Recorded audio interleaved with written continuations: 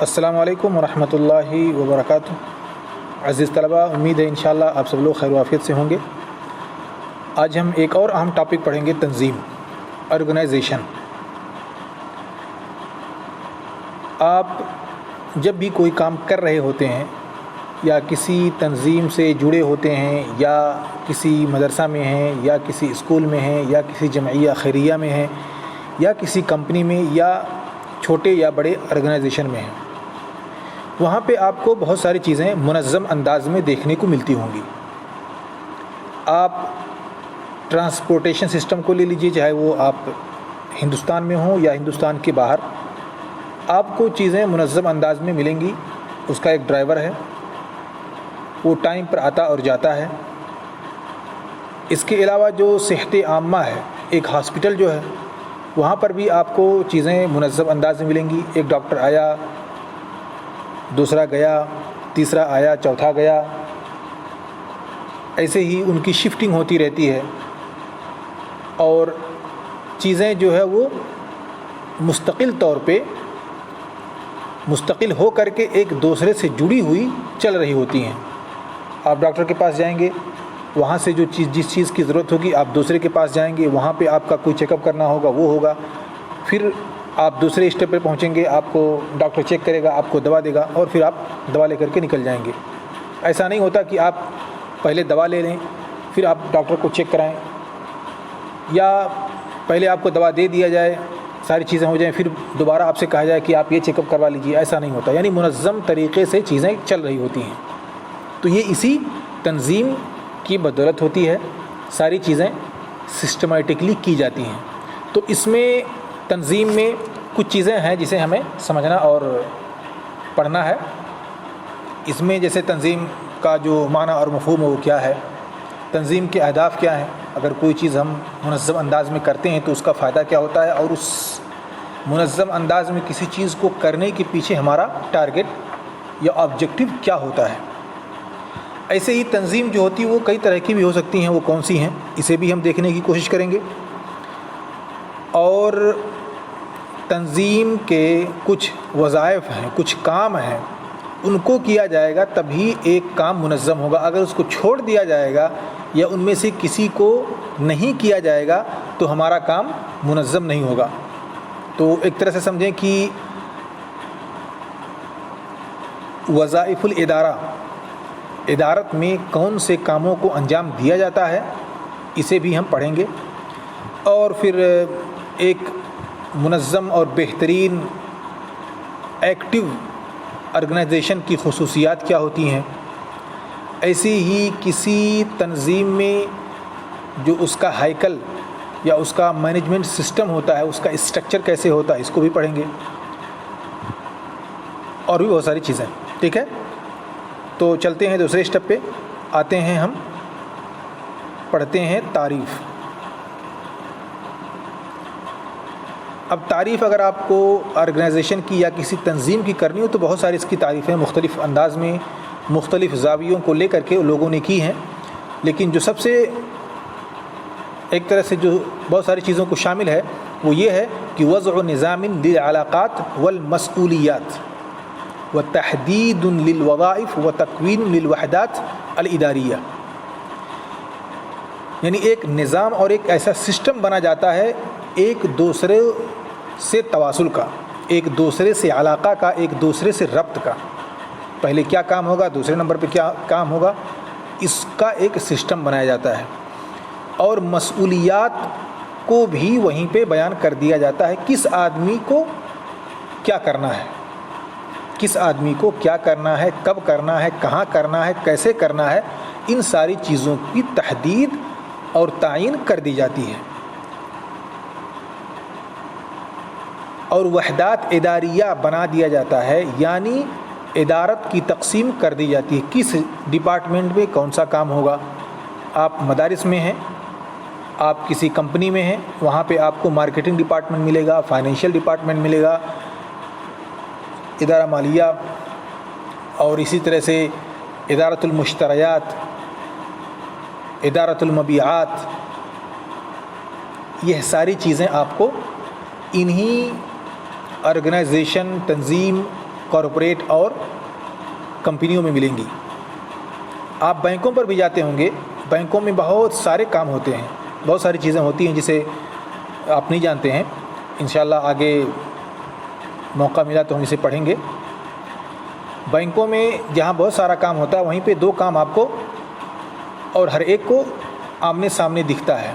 एक जगह पैसा डिपॉजिट किया जाता है और दूसरी जगह पे पैसा विथड्रॉ होता है। यानी एक जगह एक लाइन ऐसी होती है जहाँ से आप पैसा जमा करते हैं, वो सारे लोगों का पैसा लेता है, इकट्ठा रखता है और एंट्री करता है। और दूसरा काउंटर जो होता है वहाँ पे पैसा आपको दिया जाता है और आपके अकाउंट से पैसा निकाल करके आपको थमा दिया जाता है। इसके अलावा आप और भी अंदर जाएंगे तो कई डिपार्टमेंट होते हैं उसमें। कहीं पे चेक होता है, कहीं पे चेक इशू होता है, कहीं पे चेक रिसीव होता है। अब ऑटोमेटिकली या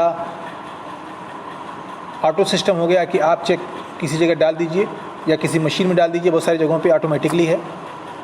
वो चेक को डायरेक्टली रीड कर लेगा और फिर वो इसकी एंट्री हो जाएगी। फिर कुछ दिनों में ऑटोमेटिकली उसकी इन्फॉर्मेशन, कुछ दिनों नहीं मतलब कुछ घंटों में, कुछ मिनटों में जो काम करने वाले होते हैं वहाँ तक पहुँचेगी और वो फिर अपडेट कर देंगे और आपके अकाउंट में पैसा चंद मिनटों में आ जाता है।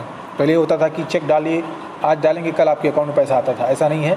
अब ऑटोमेटिकली चंद मिनटों में ये सारी चीज़ें धीरे धीरे हो जाती हैं। तो कई सारी डिपार्टमेंट्स होते हैं, तो उन सबको बांट दिया जाता है कि आपको चेक करना है, आपको चेक करना है कि ये इसमें क्या है क्या नहीं है। ऐसे ही दूसरा आदमी पैसा निकालता है, दूसरा आदमी पैसा रिसीव करता है, चौथा आदमी किसी का अकाउंट खोलना है उसको डील करता है, पांचवा आदमी किसी आदमी के अकाउंट में कोई प्रॉब्लम है, किसी के अकाउंट को सील करना है उसको देखता है, छठा आदमी किसी के अकाउंट में या जो होता है KYC नो योर कस्टमर, कोई कस्टमर ऐसा जो मशकूक है, उसका कुछ ट्रांजैक्शन ऐसा था जो सस्पेशियस था, यानी मशकूक था, उसमें कुछ गड़बड़ी थी या गवर्नमेंट का उस पर कुछ इंक्वायरी चल रही है, गवर्नमेंट की इंक्वायरी की वजह से उस पर बैंक वाले भी अपना चेक करेंगे कि कहाँ कहाँ इसने पैसा भेजा, क्या किया। तो ये सारी चीज़ें बैंकों में होती हैं। तो वहदात इदारिया को मुख्तलिफ़ हिस्सों में बांट दिया जाता है। जैसे मदारिस है, मदारिस में क्या है, मदारिस में एक आदमी फ़ीस को देखता है, दूसरा आदमी तालीम को देखता है, तीसरा आदमी बच्चों के खेल कूद के बारे में देखता है। अगर एक्टिविटीज़ होती हैं मदारिस में इस तरह की तो वहाँ पे एक नज़मिया होता है, दूसरा इलाक़ात ख़ारिजिया होता है, कोई शख्स कहीं से आया गया, किसी से मिलना जुलना है, बाहर से जो वफूद आते हैं उनके साथ कोई तनसीक करनी है। इसी तरह से जो मशारी होते हैं, बहुत सारे मदारिस कई तरह के मशारी को अंजाम दे रहे होते हैं, उनका भी एक अलग डिपार्टमेंट होता है। तो जहाँ पे जो मुनज़्ज़म मदारिस होते हैं, मुनज़्ज़म स्कूल या ऑर्गेनाइजेशन होते हैं, वो अपने कामों को मुख्तलिफ़ वहदात में मुख्तलिफ़ टुकड़ों में बांट देते हैं ताकि काम अच्छी तरह से हो सके। तो जो अनासिर असासी हैं तारीफ़ में वो आपने देखी ली, हमने उसकी शरह कर दी और आप इसे सरसे नज़र से देख भी सकते हैं। आते हैं दूसरे पॉइंट में, अहदाफ़ुत तंज़ीम। आप जानते ही हैं कि कोई भी तंज़ीम या कोई भी काम जो मुनज़्ज़म अंदाज़ में जो किया जाता है उसका कुछ मकसद होता है। हम अहदाफ़ को हासिल करना चाहते हैं, बहुत सारी चीज़ें इधर उधर अल्लम गल्लम फैली रहती हैं, बिखरी रहती हैं, उसको जब मुनज़्ज़म तरीके से कर लेते हैं तो हमें वो काम करने में आसानी होती है। एक आदमी कहाँ गया, कब आया, कब जाएगा, ये इन्फॉर्मेशन जब हमारे पास रहती हैं तो हम उसी हिसाब से किसी चीज़ को अच्छी तरह से अंजाम दे पाते हैं। इसे आप भी पढ़ सकते हैं, इस पर हम फोकस नहीं करेंगे। जहाँ पे जो फोकस वाली चीज़ें वहाँ पे हम ज़्यादा फोकस करेंगे। यहाँ पे देखें तंज़ीम की किस्में जो है, टाइप ऑफ ऑर्गेनाइजेशन, एक होता है रस्मी, दूसरा होता है गैर रस्मी। रस्मी क्या होता है और गैर रस्मी क्या होता है? रस्मी आप ये समझें कि रस्मी तंज़ीम जो होती है वो एक ऑर्गेनाइजेशन में या एक तंज़ीम में सारी चीज़ें A to Z बयान कर दी जाती हैं कि कौन आदमी किससे बात करेगा, कौन आदमी किससे कोई सवाल पूछेगा, कोई परेशानी कोई प्रॉब्लम आती है कंपनी में तो उसके सॉल्यूशन के लिए कौन आदमी किसके पास जाएगा, कौन आदमी काम करके किसके पास भेजेगा, और अगर काम में किसी तरह की कोई कमी है तो उसका मसूल कौन होगा, यह सारी चीज़ें तंजीम रस्मी में मुतय्यन कर दी जाती हैं, बयान कर दी जाती हैं। यानी एक तरह से वहाँ पे मुहद्दद हो जाता है कौन आदमी किससे तवासुल करेगा, और कौन आदमी किस इदारा में है, इदारा उलिया में है, इदारा उस्ता में है, या इदारा सुफला में है, और उस आदमी को क्या काम कब कहाँ कैसे करना है, उसके वाजिबात क्या हैं, उसकी मसूलियात क्या हैं, और उसको किन चीज़ों की अथॉरिटी दी गई है, कौन किन किन चीज़ों को वो कर सकता है, ये सारी चीज़ें तंजीम रस्मी में बयान कर दी जाती हैं। अब तंजीम गैर रस्मी, इसमें ये सारी चीज़ें बयान नहीं होती हैं, बल्कि एक तरह से जब बहुत सारे लोग एक जगह पे काम कर रहे होते हैं तो आपस में उनका एक दूसरे से ताल्लुक़ हो जाता है, एक दूसरे से रब्त हो जाता है। बड़ा आदमी छोटे आदमी से बात करता है, इदारा उलिया वाला कभी चलते फिरते छोटे लोगों से मिलता जुलता रहता है, हालात पूछता रहता है, क्या हाल चाल है, कैसे हैं, कोई परेशानी है तो बताते रहें। यानी एक तरह से भाईचारगी का माहौल ख़ास तौर से तंजीम गैर रस्मी करती है। जिन कामों को तंजीम रस्मी नहीं कर पाती है उन कामों को तंजीम गैर रस्मी से अंजाम दिया जाता है। तंजीम रस्मी में चूँकि ये होता है कि किस आदमी को कौन काम कब किस वक्त करना है, और किससे आपको तवासुल करना है, किससे आपको कांटेक्ट करना है कोई चीज़ कोई परेशानी आने पर, तो ये आदमी एक तरह से उसी स्ट्रक्चर में बंधा हुआ होता है। एक जो उसको खुत्ता दे दिया गया है, एक जो उसको प्लानिंग दे दी गई है, उसके हिसाब से वो चलता है। लेकिन बहुत सारी चीज़ें ऐसी रहती हैं जिसको रस्मी तंजीम रस्मी अंजाम नहीं दे पाती, उस काम को ये तंजीम गैर रस्मी अंजाम देती है। लोगों से मिलना जुलना, उनके हालात पूछना, किसी चीज़ को किसी शख्स को किसी चीज़ की ज़रूरत है, इन सब की भरपाई करना, इन सब का ध्यान देना, ये तंजीम गैर रस्मी के ज़रिए से होता है। यहाँ पे उसी ताल्लुक़ से कुछ तारीफ़ात हैं, आप इसे सरसरी नज़र से देख लें। अब हम आते हैं तंजीम की किस्में।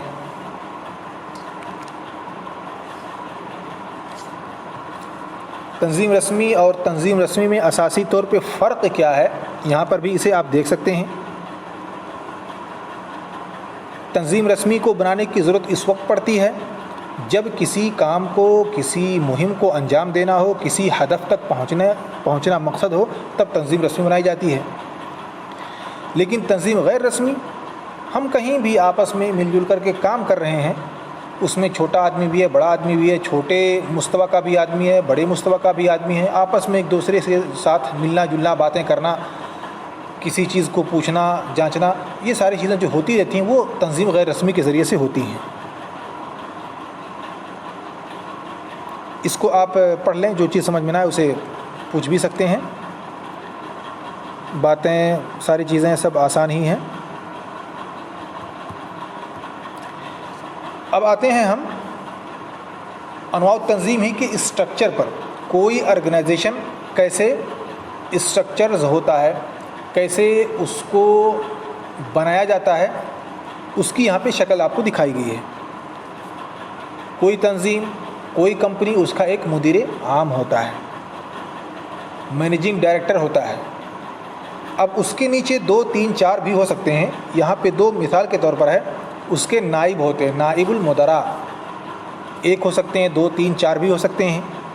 फिर उनके नीचे भी मुख्तलिफ़ इदारात होते हैं। अब यहाँ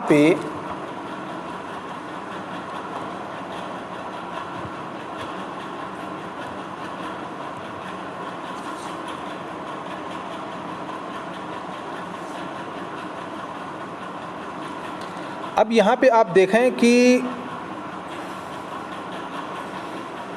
जो नायब मुदीर है वही कुछ काम करना होगा तो यहाँ से जा कर के मुदीर आम से बात करेगा, और ये जो इदारा जीम, इदारा दाल, ये जो लोग हैं, इनको कुछ काम करना होगा तो वो नायब मुदीर से बात करेंगे। ऐसा नहीं है कि ये लोग डायरेक्ट जा कर के मुदीर आम से बात करेंगे, कोई बात हो, कोई परेशानी हो, कोई हल हो, या مدیر عام کو کوئی کام کرنا ہو تو وہ ڈائریکٹ ان لوگوں سے کنٹیکٹ کرے کہ بھائی یہ کام کر لو، یہ وہ کام کر لو، ایسا کچھ نہیں ہے، بلکہ ہر کام ہر شخص اسی اسٹرکچر کے ذریعے سے کرے گا، اسی اسٹرکچر کے ذریعے سے پوچھے گا، ان کو تواصل کرنا ہے اسی سے پوچھیں گے۔ اب اگر مان لیجئے خدا نخواستہ کوئی چیز کرنی ہے تو مدیر عام کو چاہیے کہ وہ ڈائریکٹ اپنے نائب مدیر سے بات کرے، اور وہ لوگ اس کے نیچے جو مسئولین ہیں ان سے بات کریں گے۔ اگر کبھی نہ خدا نخواستہ یہ آدمی مدیر عام جو ہے ڈائریکٹ ان سے بات کرتا ہے، ان سے سوالات پوچھتا ہے، تو اس کا نقصان یہ ہوگا کہ یہ جو ادارہ جیم والے یا ادارہ دال والے یہ لوگ جو ہیں، یہ لوگ سمجھیں گے کہ اس نائب مدیر کے معنی زیرو، کیونکہ مدیر تو صرف ڈائریکٹ ہم سے بات کرتا ہے، مدیر تو ہم سے پوچھتا ہے، مدیر تو ہم سے سوالات کرتا ہے، مدیر کو کسی چیز کی ضرورت رہتی ہے تو ہم سے مانگتا ہے، اور یہ نائب مدیر کے معنی زیرو ہو گیا۔ کیوں؟ کیونکہ مدیر عام نے غلط اسٹرکچر اور غلط راستے سے ان سے تواصل کیا۔ ان کے لیے ضروری تھا مدیر کے لیے کہ وہ مدیر عام نائب مدیر سے بات کرے کہ ہم کو فلاں کام کرنا ہے یا ہم کو فلاں چیز کی ضرورت ہے، اس کو پورا کیا جائے۔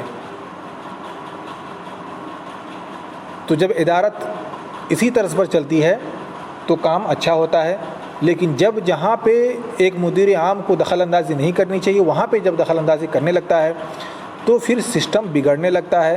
اب یہی مدیر عام ڈائریکٹ جب ان سے بات کرے گا، ان سے کوئی چیز پوچھے گا، ان کو کسی چیز کی اتھارٹی یا مسئولیت دے گا، تو پھر نائب مدیر کی ویلیو کیا رہ جائے گی؟ اب اس کو چاہیے کہ یہ ان سے پوچھے، ان سے کوئی کام طلب کرے، یہ نائب مدیر ان لوگوں سے کوئی کام پوچھے گا، ان لوگوں سے کوئی کام طلب کرے گا، تو سسٹم اسی حساب سے چلتا ہے۔ اور اگر جب اس کا الٹا ہوتا ہے تو پھر معاملہ بگڑ جاتا ہے۔ یہاں پہ یہ چیز میں نے کلیئر کرنی چاہیے تاکہ یہ بات واضح رہے۔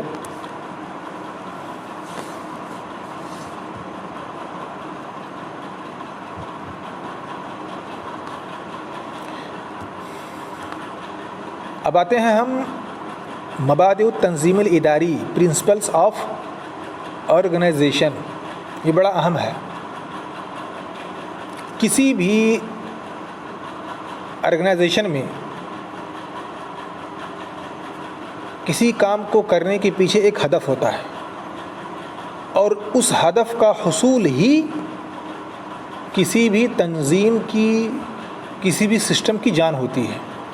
تو سب سے پہلی چیز ہدف ہونا چاہیے، اور وہ ہدف جیسا کہ میں نے پہلے آپ کو بتلایا کہ اسمارٹ ہونا چاہیے، واضح ہونا چاہیے، اسپیسیفک ہونا چاہیے، اچیویبل ہونا چاہیے، اٹینیبل ہونا چاہیے، ٹائم فریمڈ ہونا چاہیے۔ جو خصوصیات ہیں اسمارٹ گولز کی، وہ اس کے اندر پائی جانی چاہیے۔ اور دوسرا وظیفہ، یعنی جب ہم ادارت میں کسی چیز کو انجام دے رہے ہوتے ہیں، جو ادارتی سسٹم ہے اس میں کام ہوتا ہے، کام کے حساب سے لوگوں کو مسئولیت دی جاتی ہے، لوگوں کو سلطہ دیا جاتا ہے، یعنی انہیں رسپانسبلٹی اور ان کو اتھارٹی دی جاتی ہے، اور یہ کام جو ہے وہ تخصص کے حساب سے ہوتا ہے۔ جو شخص جس کا اسپیشلسٹ ہوتا ہے اس کو وہ کام دیا جاتا ہے۔ مثال کے طور پر اگر کوئی شخص عربی زبان کا اسپیشلسٹ ہے، اس نے عربی زبان میں اپنی تخصص کی ہے، تو اس شخص کو عربی زبان کی کتابیں ہی پڑھانے کے لیے دی جانی چاہیے۔ یہی ہے مبدأ التخصص و تقسیم العمل۔ اب جو عربی زبان سے متعلق کتابیں ہیں، عربی ادب سے متعلق کتابیں ہیں، اس میں اس شخص سے مشورہ لینا چاہیے، اس شخص کو پڑھانے کے لیے وہ کتابیں دی جانی چاہیے۔ ایسے ہی جو شخص علوم حدیث میں ماہر ہے، حدیث سے تخصص کیا ہوا ہے، اس کو حدیث سے متعلق کتابیں دی جانی چاہیے۔ جو شخص عربی زبان میں ٹرانسلیشن میں متخصص ہے، اس کو اس سے متعلق کتابیں دی جانی چاہیے۔ یہی ہے مبدأ التخصص و تقسیم العمل۔ چوتھا ہے مبدأ وحدت الامر، امر یعنی جو آرڈر ہے، جو حکم نامہ صادر ہو وہ کسی ایک آدمی سے، ایسا نہ ہو کہ مدیر بھی وہی بات کہے کسی آدمی سے، اس کے نیچے جو وہ بھی آ کر کے وہی بات کہے، یعنی ہر طرف سے آرڈر ایک آدمی کو نہیں ملنا چاہیے، بلکہ ایک سسٹم سے تسلسل کے ذریعے سے کوئی آرڈر مسئول تک یا جو اس کا ذمہ دار ہے وہاں تک پہنچنا چاہیے۔ اس کی ایک ایگزامپل ہے، مثال کے طور پر کوئی گیٹ مین ہے، اب گیٹ مین کا کام گیٹ میننگ کرنا ہے، یہ اصل اس کا کام ہے، لیکن ادھر ادھر کا بھی کام کبھی کبھار کر سکتا ہے۔ تو اب اس کو مدیر صاحب آئے، انہوں نے کہا کہ بھائی یہ کام کر لو، گیٹ پر رہو، 12 بجے سے لے کر 10 بجے تک رہو، پوری رات آپ کو ڈیوٹی دینی ہے، اور 8 سے لے کر کے 12 بجے تک دوسرا آدمی بیٹھے گا، 12 کے بعد 10 بجے رات تک آپ کی ڈیوٹی ہے۔ اب دوسرا آدمی آیا جو مدیر سے چھوٹا ہے، نائب مدیر ہے، اس نے کچھ اور کہا کہ نہیں آپ کی ڈیوٹی صبح 8 سے لے کر کے 4 بجے تک رہے گی، دوسرے آدمی کی ڈیوٹی 4 سے لے کر 12 بجے تک رہے گی۔ اب یہ 2 امر ہو گئے، اب آدمی کس کو کرے؟ مدیر صاحب کی کرے کہ نائب مدیر کی کرے، رئیس القسم کی کرے کہ رئیس المنظمہ کی کرے؟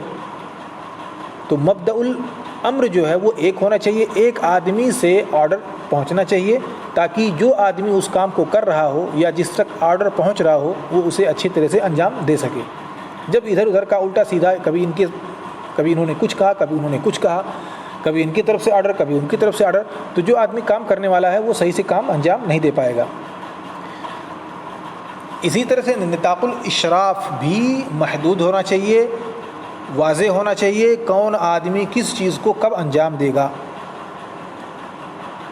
اور اس کی ذمہ داری کس کی ہے، کس آدمی کی دیکھ ریکھ میں یہ کام انجام ہونا چاہیے، کون آدمی اس کی سپروائزری کرے گا، یہ ساری چیزیں بھی واضح ہونی چاہیے۔ ایسے ہی تکافؤ المسئولیہ والسلطہ ہے، یعنی جس آدمی کو آپ کوئی رسپانسبلٹی دیں، کسی چیز کا مسئول بنائیں، تو اس شخص کو اتھارٹی بھی ملنی چاہیے کہ وہ حق اور ناحق کا فیصلہ بھی کر سکے۔ مثال کے طور پر اگر آپ کے والد نے یا آپ کے گھر کے ذمہ دار نے آپ کو کوئی مہم دیا، کوئی کام دیا کہ فلاں کام کر لو، یہ آپ کی مسئولیت ہے، آپ کی ذمہ داری ہے اس کو نبھانا، لیکن آپ کو سلطہ نہیں دیا گیا، آپ سے کہا گیا کہ آپ 10 لوگوں کو تلاش کر کے لاؤ، فلاں کام کرنا ہے۔ اب آپ کو کوئی اتھارٹی نہیں، آپ جائیں گے 10 لوگوں کو تلاش کر کے لائیں گے، گھر پہ پہنچیں گے، آپ ان سے بات کر کے آئے ہیں بھائی آپ کو اتنی سیلری ملے گی، آپ کو اتنے گھنٹہ صبح سے لے کر کے شام تک کام کرنا ہے، آپ کو فلاں فلاں کام کرنا ہے، یہ ساری چیزیں آپ نے ان سے بتائیں اور وہ گھر چلے آئے آپ کے کام کرنے کے لیے۔ پھر اس کے بعد آپ کے ابا کہیں کہ نہیں میں اتنی سیلری نہیں دے پاؤں گا، نہیں ان کو 8 کے بجائے 10 گھنٹہ کام کرنا ہے۔ تو جو آپ کو مسئولیت دی گئی تھی کہ آپ لوگوں کو تلاش کر کے لائیں کام کرنے کے لیے، وہ کام آپ کے ذریعے سے نہیں ہو پایا، کیونکہ آپ کو تو مسئولیت دی گئی کہ آپ لوگوں کو تلاش کر کے لائیں کام پر، کھیت میں کام کرنے کے لیے، لیکن آپ کو اتھارٹی نہیں دی گئی کہ آپ ان کی سیلری متعین کر سکیں، آپ ان کی ٹائمنگ متعین کر سکیں، آپ ان کو کون سا کام کرنا یہ متعین کر سکیں، یہ چیز آپ نہیں کر سکے، آپ کو اس بات کی اتھارٹی نہیں تھی۔ تو جب آپ کو مسئولیت دی جائے اور آپ کو اتھارٹی نہ دی جائے تو آپ کوئی کام نہیں کر پائیں گے۔ ابھی آپ نے 10 لوگوں کو تلاش کر کے گھر تک پہنچایا اور آپ کے ابا نے انکار کر دیا کہ ہم کو نہیں چاہیے، تو آپ کی پوری محنت کیا ہو گئی؟ ڈانڑ ہو گئی، برباد ہو گئی، کسی کام کی نہیں رہی۔ تو مسئولیت اور سلطہ میں برابری ہونی چاہیے، جس قدر آپ کسی چیز کے مسئول ہیں اسی قدر آپ کو طاقت اور سلطہ بھی ملنا چاہیے، آپ کو اتھارٹی بھی ملنا چاہیے کہ آپ حق یا ناحق کا فیصلہ کر سکیں، یا آپ کوئی فیصلہ لے سکیں، یا جو بات آپ کہیں اس کی ویلو ہو اور وہ بات مانی جائے۔ یہی ہے مسئولیہ و سلطہ۔ اسی طرح سے مرکزیہ اور لامرکزیہ ہے، ادارہ مرکزیہ اور ادارہ لامرکزیہ۔ ہم نے آپ سے وعدہ کیا تھا کہ اس پر بھی ڈسکس کریں گے، لیکن ہم سرسری نظر سے اس پر گزریں گے۔ مرکزیہ کا مطلب سمجھتے ہیں سینٹرلائز، یعنی کوئی کام اکیلے ایک آدمی کرنے کی کوشش کرے گا۔ اب کوئی آدمی کسی کمپنی کا مدیر ہے، اب وہی سب کچھ کرے گا، کیا سامان بیچنا ہے وہی بتائے گا، کہاں سے سامان خرید کے لانا وہی بتائے گا، کس موظف کو رکھنا ہے وہی بتائے گا، کس موظف کو کتنی سیلری دینی ہے وہی بتائے گا، یعنی ساری چیزیں وہی ایک ہی آدمی کرے گا۔ اس کو کہتے ہیں ادارہ مرکزیہ۔ ٹوٹل جو بھی ذمہ داری ہے، جو بھی کرنا ہے، سب ایک ہی آدمی کر رہا ہے، یعنی پورا سینٹرلائز ہے، یعنی مرکزی ادارہ ہے۔ اوپر جو آدمی بیٹھا ہے، جس کے پاس پاور ہے، وہی سب کچھ کر رہا ہے، A to Z، چپراسی سے لے کر کے بڑے بڑے آفیسر تک کو اپوائنٹمنٹ دینا یا ان کو اپوائنٹ کرنا یا ان کو وظیفہ پہ رکھنا، ان کو کام پر رکھنا، کون سب نبھائے گا؟ یہی مدیر۔ یہ ہو گیا مرکزیہ۔ اور لامرکزیہ جو ہوتا ہے یہ اس کا اپوزٹ ہے۔ لامرکزیہ میں یعنی ہر ایک شخص کو اس بات کی اجازت ہوتی ہے کہ وہ اپنی رائے دے سکے، اپنی بات کہہ سکے، اور اس کی باتوں پر عمل بھی کیا جائے اگر وہ اس کی بات درست ہے۔ تو یہ لامرکزیہ ہوتا ہے، اور لامرکزی ادارہ ہی کامیاب ہوتا ہے کیونکہ اس میں سارے لوگوں کی مشارکت ہوتی ہے۔ وہ لامرکزی ہوتا ہے، اس میں صرف ایک ہی آدمی کی نہیں چلتی، بلکہ جو ادارہ وسطیٰ ہے، ادارہ سفلیٰ ہے، ان لوگوں کی باتوں کو سنا جاتا ہے اور اس کے حساب سے فیصلہ کیا جاتا ہے، یعنی سارے لوگوں کی اس میں مشارکت ہوتی ہے اور ایک جمہوری انداز میں ایک کام ہوتا ہے۔ تو یہ ہوتا ہے لامرکزی۔ اور دوسرا ہوتا ہے مبدأ التفویض۔ اس کے بھی کچھ اصول اور ضوابط ہیں۔ یہ جتنے بھی ہم لوگ ابھی یہاں پہ پڑھ رہے ہیں یا اس سلائڈس میں دیکھ رہے ہیں، یہ بذات خود ایک چیپٹر ہیں یا ایک فصل ہے، لیکن ہم اس کو سرسری طور پر دیکھیں گے۔ تفویض یعنی کسی کام کو ٹرانسفر کرنا، دوسرے کو کرنے کو کہنا۔ مثال کے طور پر آپ کو کہا گیا کہ بھائی آپ جا کر کے مارکیٹ سے کوئی کتاب خرید لائیے، یہ آپ کی ذمہ داری ہے، آپ کی مسئولیت ہے۔ آپ سے کہہ دیا گیا کہ مارکیٹ سے جائیے فلاں کتاب خرید کر کے لائیے، مثلا فتح الباری خرید کے لائیے مارکیٹ سے، یہ آپ کی ذمہ داری ہے، سب کچھ آپ کو پیسہ ویسہ سب دے دیا گیا۔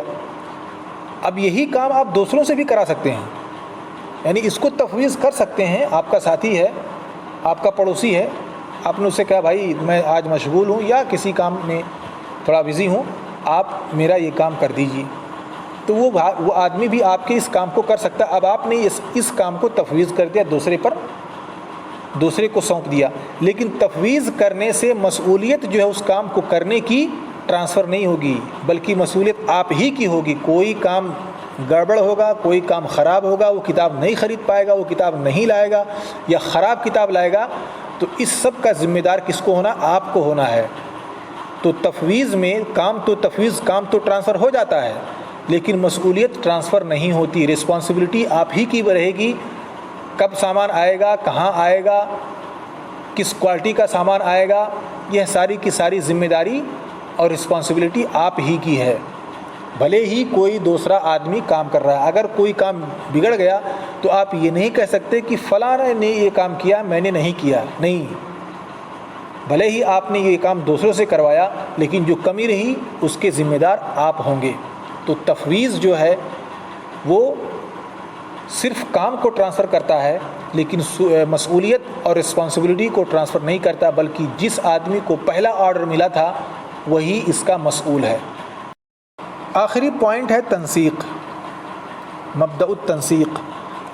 اب تنسیق یہ ہے کہ آپ ایک کام کو دوسرے کام سے جوڑے رکھیں۔ ایسا نہ ہو کہ ایک کام کو کر کے چھوڑ دیا گیا اور وہ پھر کام وہیں پہ خراب ہو گیا، پھر دوسرا کام آپ نے شروع کیا تو پھر آپ کو ڈبل پھر سے محنت پہلے والے کام کو پھر سے کرنا پڑا، پھر دوسرے کام تک آپ پہنچے۔ مثال کے طور پہ تنسیق دیکھیے، لوہار کے ہاں دیکھیں، لوہار کے اگزامپل میں آپ جائیں تنسیق کیسے ہوتی ہے۔ لوہار کو دیکھیں، لوہار لوہے کو گرم کرتا ہے اور گرم کرنے کے بعد فوراً اس کی پٹائی کرتا ہے، یہ ہے تنسیق۔ ایک کام گرم کرنا ہوا اور دوسرا کام اس کی پٹائی، دونوں ایک دوسرے سے جڑے ہیں، ایک ختم ہوا دوسرے پہ لگ گیا۔ اگر لوہار پہلے گرم کرے، پھر تھوڑی دیر آرام کرے، کچھ کھائے پیے، پھر اس کے بعد پٹائی کرے، تو کیا اس کے گرم کرنے کا اس کو کوئی فائدہ ملے گا؟ ہرگز نہیں، بلکہ وہ ٹھنڈا ہو جائے گا، پھر سے اس کو گرم کرنا پڑے گا۔ تو یہی ہے تنسیق۔ اگر تنسیق نہ ہو کام میں، ایک دوسرے سے جڑے نہ ہوئے ہوں، ایک دوسرے کے جہد کو اور اس کی مشقت کو ایک ساتھ جوڑا نہ گیا ہو، تو پھر فائدہ نہیں ملتا۔ ہماری محنت برباد ہو جاتی ہے۔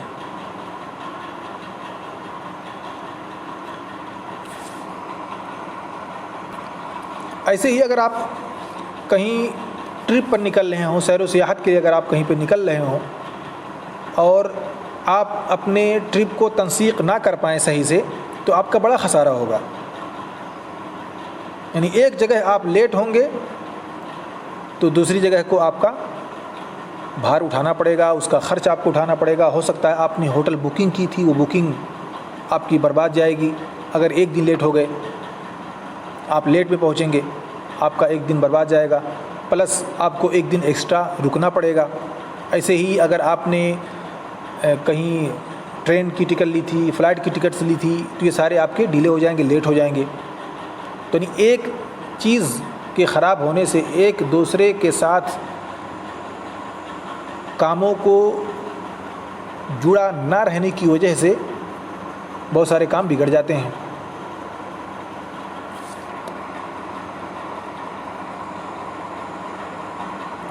تو تنسیق بھی بڑا اہم وظیفہ ہے ادارت کا۔ یہاں پہ انہی ساری چیزوں کو جس کو میں نے شرح کرنے کی کوشش کی ہے، یہی ساری چیزیں یہاں پہ لکھی ہوئی ہیں، آپ اسے پڑھ سکتے ہیں، سمجھ سکتے ہیں۔ اور خصائص التنظیم الفعال، اس پر بھی آپ ایک سرسری نظر ڈال لیں۔